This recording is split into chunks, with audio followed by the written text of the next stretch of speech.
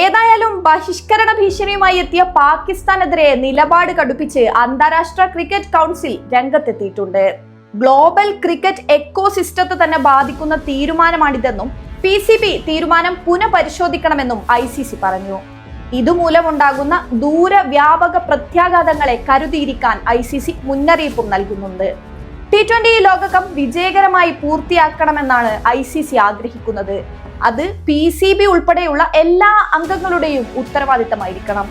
എല്ലാവരുടെയും താല്പര്യങ്ങൾ സംരക്ഷിക്കുന്ന പരസ്പര സ്വീകാര്യമായ ഒരു തീരുമാനത്തിലേക്ക് പാക് ക്രിക്കറ്റ് ബോർഡ് എത്തുമെന്ന് പ്രതീക്ഷിക്കുന്നു, ICC ഔദ്യോഗിക പ്രസ്താവനയിൽ പറഞ്ഞു. ഇന്ത്യയുമായുള്ള മത്സരത്തിൽ നിന്ന് പിന്മാറിയാൽ പാകിസ്ഥാൻ ക്രിക്കറ്റ് ബോർഡിനെതിരെ കടുത്ത അച്ചടക്ക നടപടികളാണ് ICC സ്വീകരിക്കാൻ പോകുന്നത് എന്നാണ് റിപ്പോർട്ടുകൾ. ലോകകപ്പിൽ നിന്ന് പാകിസ്ഥാനെ പൂർണ്ണമായി വിലക്കുന്നത് ഉൾപ്പെടെയുള്ള നടപടികളാണ് ICCയുടെ പരിഗണനയിലുള്ളത് എന്ന് ദേശീയ മാധ്യമങ്ങൾ റിപ്പോർട്ട് ചെയ്യുന്നു.